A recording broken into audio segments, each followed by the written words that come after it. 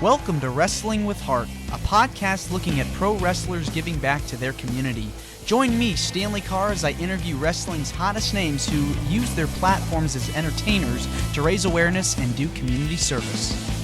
Hello and welcome to another edition of Wrestling with Heart. This is the show where we talk with professional wrestlers and professional wrestling personalities about their lives in and outside of the ring, as well as doing acts of charity work, community service, volunteering, and spreading positivity. We're always about the positive vibes here on the show. And with me right now, I've got a very special guest. She is a professional wrestler, actress, fashion designer, and has appeared on the television series Gorgeous Ladies of Wrestling, aka Glow. I'm pleased to welcome the one and only Roxy Astor. Welcome to Wrestling with Hi. Heart. Hi. When you meet with Roxy, you better beware because I'm really strong and debonair. This jet set girl never backs down because all she wanted was the glow crown. Hey, how about that? That's so The cool. fact that I can remember it, it's great. Hey man, that's so cool that you're able to still remember that all these years later. Yeah. All right, so are you from California originally, Los Angeles? No, I'm actually from a small town, Auburn, Washington, which is kind of on the outskirts of Seattle, maybe 20 minutes from Seattle. So small little town. All right, so tell me about your childhood and upbringing.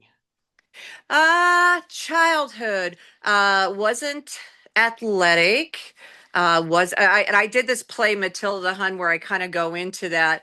Wasn't popular, didn't know how to fit in, didn't know where, why. I just knew I was kind of very different thinker, and it's kind of like how I am. I've never changed. I've always kind of thought outside the box, and honestly, being in Auburn, I knew there was much bigger and better things out there. So I was just trying to fit in, and I just knew if I threw this cool party with lots of alcohol, I would fit in. And it worked. But that was it. That was about the best of my coolness back there. But then I became a hairdresser, and graduating right when I graduated from high school. So I always say hairdressing saved my life. It kind of gave me a purpose to do other things. So I got something out of high school. Yeah, you found like that escape from everything that was going on, and so hairdressing, I'm sure, taught you a lot of things. Yeah, and back then, I mean, the government actually they paid for the whole thing, which was great. So yeah, so you basically had a career going right out of there. And honestly, I was probably the top in my class, and then I got handpicked to work in a high-end salon on Fifth Avenue in Seattle called Salon Cardot, and where I apprenticed for a while. So yeah, so that was kind of cool. That's excellent. Yeah. So, growing up, was wrestling something you watched as a kid? Was that something that you turned on one day? It was like, man, I want to do this. Not at all. In fact, I didn't even really know what wrestling was. It wasn't that big where I grew up. Nobody talked about it. It was something I had discovered when I actually moved to LA. Mm, So, yeah, it was just nothing that, yeah, I want to grow up and be a wrestler and not even, or I want to be an actress. None of that. Just none of that at all. none of it out. Okay, Mhm. so acting, I'm sure, it was something that you kind of fell into years later. What was it about acting that made you go, this is pretty fascinating. I want to give this a shot. Okay, are you saying acting as in glow acting or acting in general? In general, because Oh, one thing leads to another, and I think pro wrestling and acting kind of go hand in hand because you're learning a lot. How to improv and working with different producers and writers, and so I'm sure the world of acting definitely helped prepare you for working on Glow. not at all. In fact, I never got into acting. I'm going to tell you what prepared me for it. When you're a hairdresser and you have clients and you have different personalities, you're an actor. You have to basically, you're like, to me, you're in front of the camera there. That's your client. You have to do their hair good, so you got to be really good, and you have to learn to tell stories. So and that's why I'm saying being a hairdresser kind of opened the door for so much more than I think acting could have ever. I never wanted to be an actress. Never. I Well, kind of wanted to be on the other end of producing and creating and that. But so yeah, to be a hairdresser, you have to be an actress or an actor. who would have thought, just out of the blue, just any job could land you something that was just that much bigger in Like life? you know what? I never saw that coming. I never even thought I would ever grow up and be a wrestler. Like if you were to ask me as a kid, that is just nothing I would have done or said. Well, let's talk about, you talk about preparing to be an actress, from Mhm. hairdressing. What was the exact moment where you kind of got discovered, somebody or made the suggestion, hey, this is something you might want to check out? Okay, that was actually me moving to LA, and I was watching WWF at the time, and I really liked it because I saw the women and the men. It was just something like, okay, this kind of has my attention. Like, what is this? And then, and I bring that story into the Matilda Hunt story where I say that's where I discovered Glow. So after WWF, I would watch Glow, and it was like a lightning bolt hit. I'm just like, what is this? Where is this? How can I be a part of this? Once I saw it, and if anybody knows me, I get very obsessed until I really can either I'll try out until I get a no or a F you go away, but I will keep doing it and keep doing it and until. So there was actually a phone number and it said if you want to be a glow wrestler. So I called the number and I got an audition. Now I found out there was 3,500 girls that tried out for it, and so I'm not really the auditiony actress type or whatever. But I know if I would have heard that number, I probably would have folded. I don't think I would have done it. That's kind of scary numbers. So I just kind of went in to the audition just, as a character. So I gave myself a character for the audition. So just getting in there and getting seen and getting picked was pretty cool. Well, was Glow your first acting job? Yeah. Yes. Hmm. Yeah, that's why I think it's very funny when a lot of the Glow girls were actresses and they had agents and they had, you know, I didn't have any of that. I was just winging it. I winged it all the way to Glow. So Well, I'm kind of like it. If I can do it, anybody can do it. That's all I can say. well, it's kind of interesting that, you watch the WWE, WWF, and you're just like that hooked by it right away, and you just see Yeah. what's going on, like these two Yeah. men or two women, they're taking matters into their own hands essentially, Yeah. and so you kind of get caught up in it. And then this was during a time when I think pro wrestling was huge because you had so many companies. You had the Yeah. WWE, you had NWA, you had the Crockett's, you had Glow, and so many different promotions. Memphis, St. Louis, Hmm. so many places for people to work, and it was a boom period because everywhere you went, you'd see Yeah. so many stars. So Well, I have to say though, the thing that stuck out with Glow though for me is that when I saw it, there was Matilda the Hun Mount Fiji. There was like all like shapes and sizes and personalities,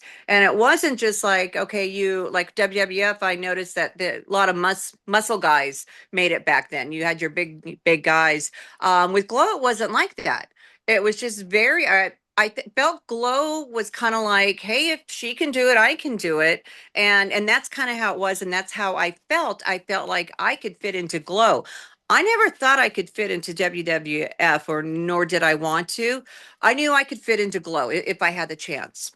also too, I feel like Glow made such an impact in terms of women's wrestling and the market for it because it inspired a generation of women's wrestlers that Yeah, got into it. So yeah. it's that representation I feel was just as important. And Mhm. when you're auditioning, because you said 3,000 people, you're basically, having to really prove yourself and stand out among the pack. So when you audition, talk to me about getting in the ring, working with all these different people. Because Yeah. I gotta imagine when you're taking those bumps on the mat for the first time, it hurts. So, and it's not easy. So, walk me through the process and your experience with learning how to wrestle and getting through the audition process. Okay, so my thing is like, have you ever wanted something so bad that nothing hurt? That you just had tunnel vision of just being a glow girl. That's what it was like for me. So I remember, Matt Simber, I always kind of joke he'd stand back there with his straw and chew his straw and kind of look at us, and I always felt like kind of a little insecure because you had beautiful Sally the farmer's daughter, and you had Hollywood Godiva came in later with her long blonde hair, and then I just had this ratty bleach permed hair, and I'm just like, how am I going to fit into this? Well, I have to stand out somehow. So um, I think I had a very good, funny personality, and I feel like I got along with everybody. And what I did is I worked really hard. So I started running because I wanted to be able to breathe in the ring. I didn't smoke, which is a very good thing for me because I had stamina in the ring, and I did study other wrestlers. I did do everything I thought I should do. Um, but I wasn't a gymnast, and I honestly I remember it's kind of like, how did I actually I mean, when we started out, we take our bumps and we hit the mat. You start out on the ground. So you get actually that hit, that and you feel. When you actually do it, it is so different. But then it was just like I got obsessed. I wanted to have the perfect bump. I wanted it to be loud. I wanted it to be just really good. So I would just go in there and just flip myself over. I don't know to this day how I thought I was going to get my feet over my head. When you're not a gymnast, and and I know we started out with handstands, and that kind of, there was a whole process with that. And we had Debbie, who was the cheerleader, Nanitchka, that trained us, and they were actually very, very good. But it was kind of like, go, go, like you hit the ropes, go, go. So I felt like, when you're under that much pressure, I thrive under pressure. I do so much better under pressure. If I'm not, if somebody's yelling at me, I'm kind of like, I'll show you, I'll tell you, I'll show you. So I don't take anything bad. I don't get my feelings hurt. I'm just like, I'll show you.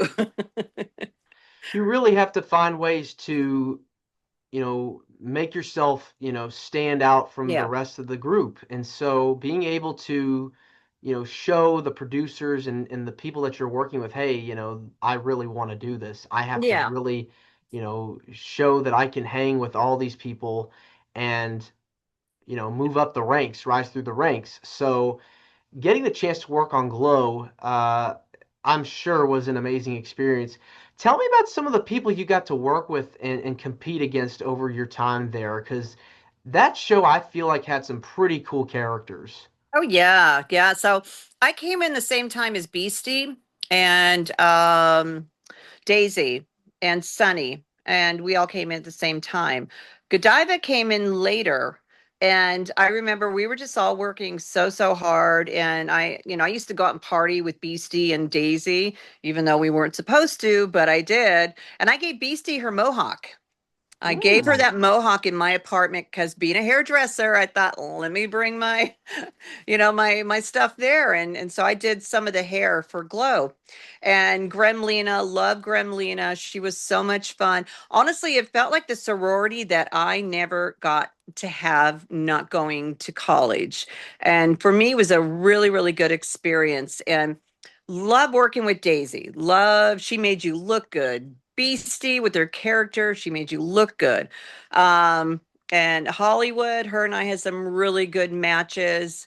And Godiva, I remember she came in later. And whenever somebody new comes in, you're always going to kind of look at them going, oh, that could be competition. Maybe I'm on my way out. All I knew was Godiva came in with like her long, beautiful blonde hair. And I'm like, oh God, I'm screwed. But then she ended up being one of my favorite opponents. Hmm. She was a lot of it because she was a gymnast and she made you look good. Now, you were there season 3 and 4? Yeah. Okay. All right. So you got to work with Mhm. a wide array of different people. Mhm. Talk to me about your first few matches when you started, because I'd imagine, the training, and learning helped propel you for those matches. Were you nervous? Were you scared? Did you eventually start feeling confident? Okay, well, we'll start off with the outfit. Number one, uh, it was Nanishka's mom who did she did the costumes.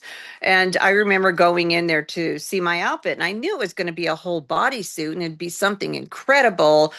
And then she brought out this little, I don't know, looked like a 2-inch outfit that stretched out. And I'm like, oh my God, that's not who I am. Oh my God, how am I going to do this? So I thought, yeah, I'm going to wear like 3 pairs of tights because I don't feel comfortable like this.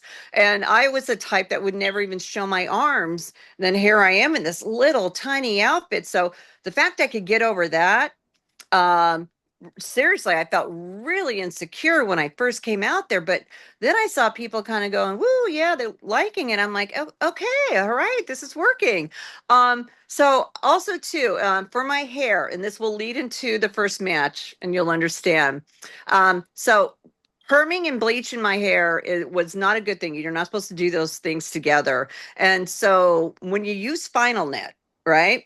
Hmm. And your hair is so dry, you're putting in glitter and you're spraying it, my hair would actually break on the mat. It would just break because Aquanet was so tough. So I think my first match was with Mabel and Sarah and Mabel. And we practiced the match. We went through everything. We did not practice of them putting a hood over me. Okay, now keep in mind, we didn't practice it. I have glitter, I have everything, hairspray, everything. So I'm having to do this match almost blinded because everything was kind of moved because we just didn't practice it. And I felt like the glitter, it was a lot thicker, and it felt like it kind of cut my eyes.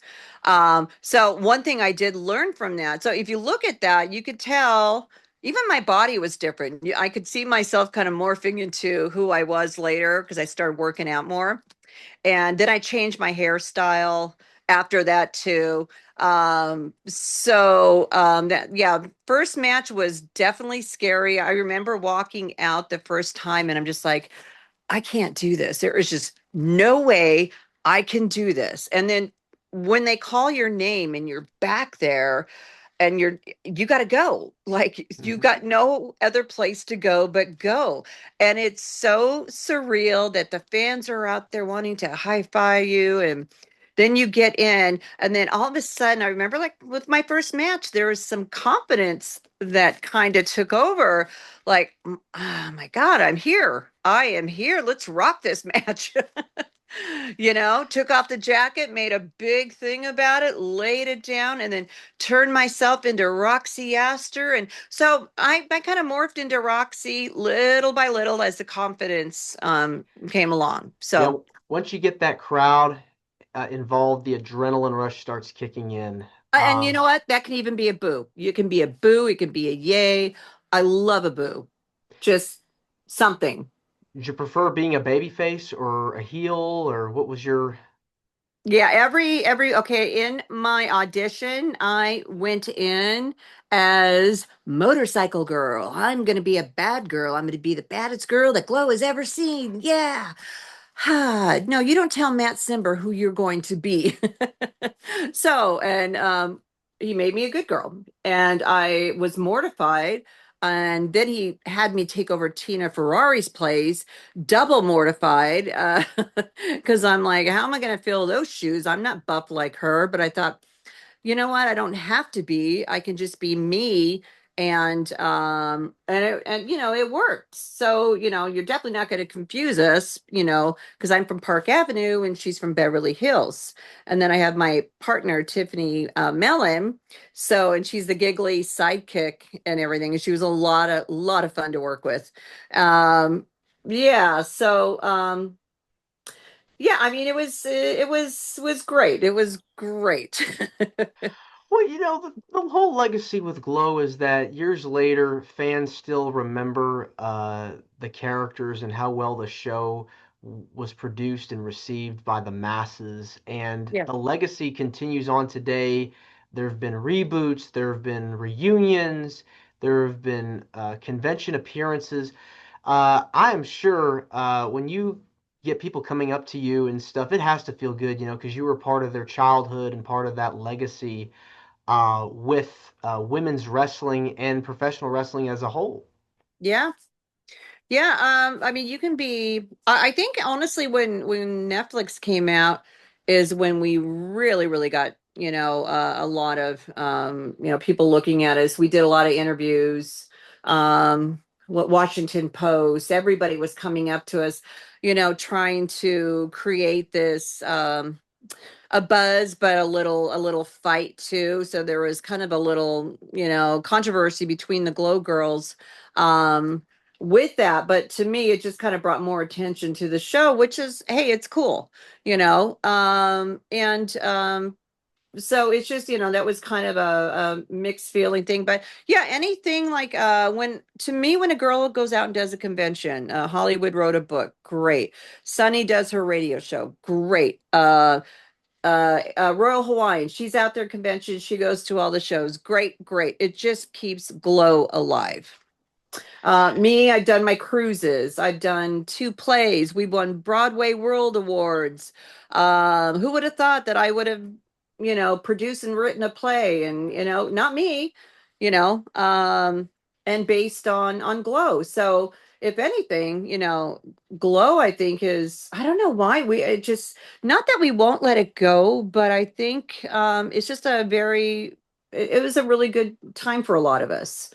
Do you, A lot of the girls have moved on from it though too and want nothing to do with it. do you keep up with the current wrestling scene today?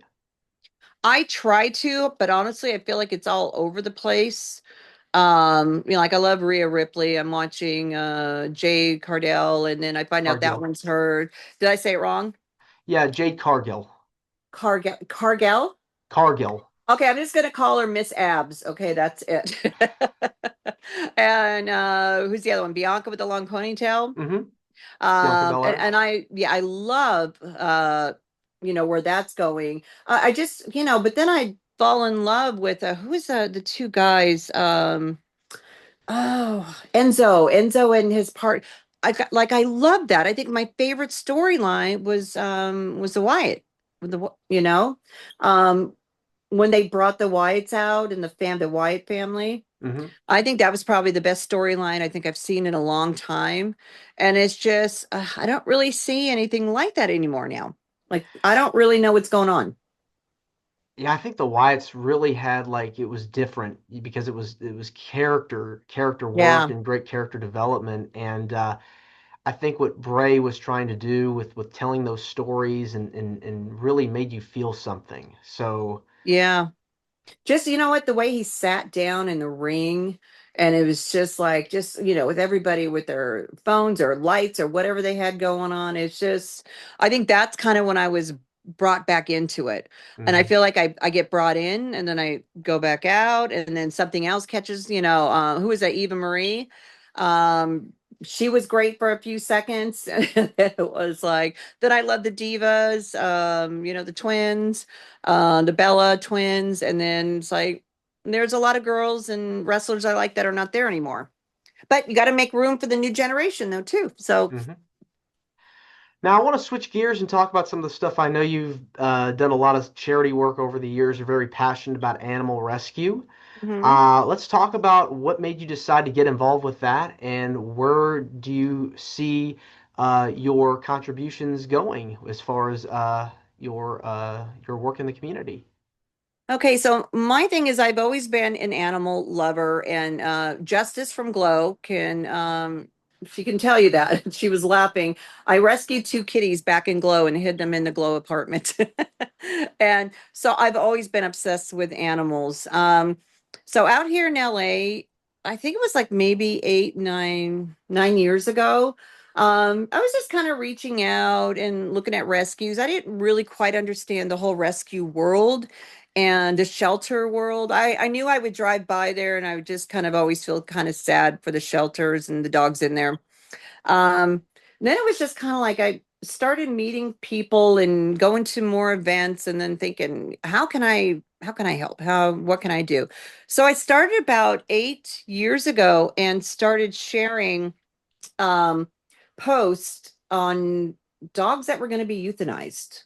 I didn't realize there's like a high rate of it, but it's actually worse now. So back then, 8 years ago, it wasn't as bad, but it was bad enough to kind of get me involved in it. So wake up every morning. I've been doing this for 8 years and sharing the dogs and throwing my little, I don't know if you've seen any of my little messages and my stories. And if people don't want to look at it, that's fine. But I've had actually people come up to me and say, I've adopted one of the dogs that you shared.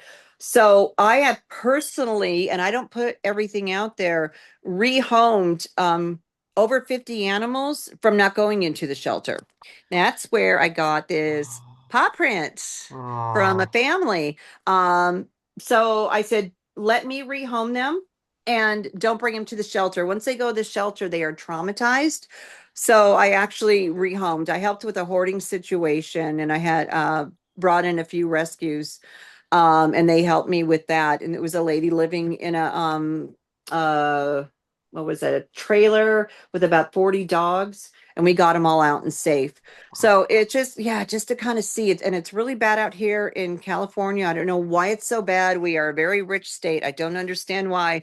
So, like I said, just to hear um, you know, um, things out there that, you just want to know what can I do to help. So I think it was maybe 3 years ago that I have a group of friends and they love animals too. And we called ourselves the Red Alert Rescue Ladies. Now, Red Alert means the caution. animals that have, it used to be like 2 weeks left, and then maybe they probably won't. Now it's more like 10 days, and it could be a week if they're coughing. I mean, it's just really horrible. So we raised money there, and all the money went to pledges because pledges will get rescues to go. So that was successful and that was great. A lot of owners that are dying that are not putting their animals in a place. I see everything. I see the animals that are being put down, and I don't want to see it. And sometimes I don't even want to share it, but then I kind of feel like, you know what, I have to. I met this really cool guy named Tom Quiche. He's an actor, producer, director. He was on Breaking Bad. Really cool guy. He's over at the shelters all the time, taking videos, helping these dogs get adopted. And I met some really, really good people. So I decided, okay, I've got wrestling. I want to do a wrestling show, but it's got to have substance for me. It just can't be an indie show. And it's got to be like you, wrestling with heart.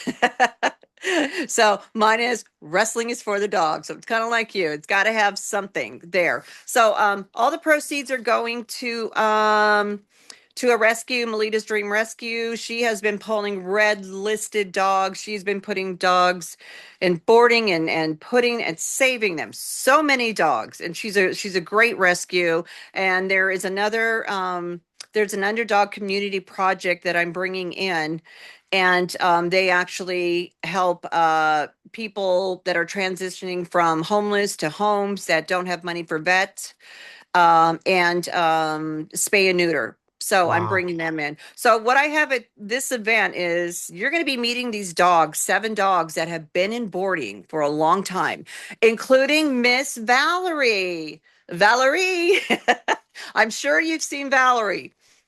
My big girl Valerie, who I have, my daughter actually found her, and I've been keeping an eye on her, trying to get her adopted and fostered, probably for about a year and a half. So she's the reason why I'm doing this event. So she ended up at boarding, and I said to Melita, "Why are these dogs still here? What's going on?" Because people think that these dogs are okay in boarding, but boarding costs money, and what happens when the money runs out? Where do the dogs go? We have to take care of the rescues. We have to take care of dogs that are in boarding. We cannot keep them there. This boarding facility is nice, it's great, but it still costs money and it's going to drain the rescue.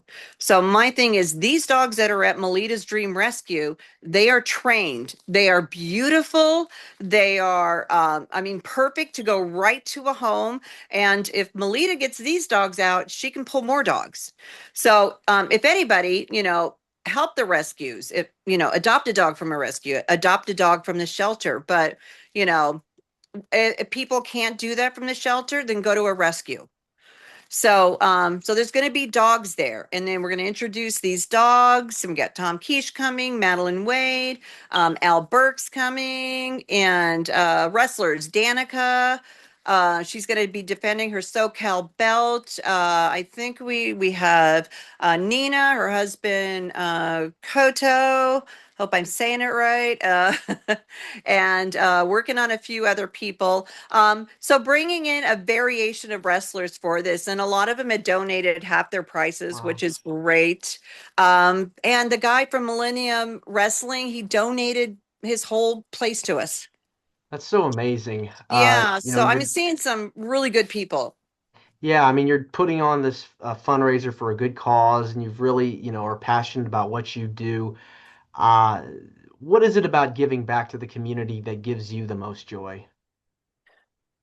I think the most, okay, and I'll say this with even like with one dog. There was a dog named Benjamin, Great Pyrenees. And a lot of people, they just want to pull the dog and not see that dog at their final destination. The biggest rush for me, and I also did this with the Brindle Cane Corso, was saving these two dogs the day before they were euthanized. My daughter actually fostered both of these dogs. We got both dogs in great homes, and we get pictures to this day. So those dogs, they were going to be gone. They were not supposed to be here, but I stepped in, and beautiful dogs, and they have a great life. So it's Mhm. seeing that after, and I'm just a little baby piece in the puzzle, but I just think everybody, even just one dog, and from Tom Quiche always tells me one dog at a time, just one dog, because we want to save them all. But it's just, Yeah, I it's mean, it's a lot. It's a lot out here in LA. yeah, I mean, as someone that has a dog, I can definitely attest to the importance of having one around. And so you want to keep them alive and keep them safe as much as possible. So every Yeah. little bit helps, every little bit counts. It's amazing what you're doing. Uh, Can I say one thing though? What's really sad right now? You know how Frenchies were like the dog to get, very hmm expensive. Yeah, yeah. There's so many Frenchies in the shelters now. Oh, Yeah, so you're not just going to get your pit bulls that everybody says, and which I love, amazing dogs, or your German shepherds. You've got all kinds of dogs now. So you know what? People go to the shelter. You'll find your dream dog there. yeah. What do you find the most rewarding about helping out with animal rescue? Uh Seeing the pictures coming my way from the people that adopted, just seeing how good they're doing, the befores and after. When a dog is in the shelter, they have just totally given up. It's almost like they know that they're next. There's just something about it. They know. And to me, that's like a very sad thing. That's the way it is. But then you see them thrive, and it's just like, oh my gosh, these dogs are amazing. And it's just like, I can't even believe this dog was not going to be here last year. And, it's just, and that's a lot of dogs that I've been seeing through. So Yeah, yeah, it's rewarding to see the little doggies' faces and the owners who just love them so much. yeah. Always good to give a dog or any animal a new home. Yeah, I also help with cats too. Oh, good. So, oh yeah, yeah, I have I have cats. I have rescue cats and rescue dogs, and also too, what I do is I adopt hospice dogs, and those are dogs that are kind of at the end of their life, Yeah, and I'm known as the one that can keep a hospice dog alive for years, and that is just out of love. yeah, yeah. I mean, you're very passionate about what you do and Mhm. are giving these animals a home. It's so cool that you're able to do this and really give them a life that they deserve. It's all we Yeah, can ask for. I'm just hoping this event will catch on. I'm hoping this event will show other wrestling, federations or whatever that, hey, maybe we can do a night of, wrestling is for the dogs. Maybe we can help a rescue in this state. Maybe we can help one over here. So I'm hoping it's not a one-time thing. I'm hoping Yeah, it's an ongoing thing. that would be great. Yeah, so that's kind of what I'm leaning towards because, like I said, I've got to do something with purpose. It Yes, has to be. Yeah. for sure. Well, Roxy, I want to say thank you so much for coming on to Wrestling with Heart. It means a lot to me and to my listeners and viewers that Yeah. are watching this on YouTube. Where can people find out more about you on social media? And feel free to plug when the event is and all the cool things you're doing. Okay, well, I'm on Facebook under Roxy Astor. And also Instagram, Roxy.Astor. And so, gonna plug the Wrestling is for the Dogs event November 15th from 3 to 7. You're gonna have a meet and greet with the dogs at 3 o'clock. You're gonna see the dogs get a quick bio. They're gonna walk around the ring. It's gonna be a big party slash wrestling slash dog event. So, we're also going to have a foster roster. We're going to get people to foster, yes, save more lives. And honestly, if you're looking for a dog, you're out here in California or even not, go to Melita's Dream Animal Rescue, Melita's Dream Animal Rescue, and take a look at some of these dogs that are going to be at the event. But you can get tickets out here, and they're only $30, and you get a lot, and that's pretty good, Hmm. even for a wrestling or a charity event. Yeah. $30, and that all goes to charity. All goes to charity. So this is a win-win for all of us. So, like I said, I hope this is just the start of something good. Well, I hope so. I'm going to start reaching out to people in another state and in another state. So, Yeah, just get the ball rolling. yeah, I have to. And you know what? It's going to be like it's going to be a big event. It's just not a normal adoption Yeah, event. And that's me. That's how I roll. got to do what you can. Yeah. Thanks again, Roxy, and you're more than welcome to come back. All right. Thanks so much for having me. All right, take care. Bye. This is Wrestling with Heart. I hope you found this podcast to be informative and entertaining. If you did, please hit the subscribe button and look out for the next edition.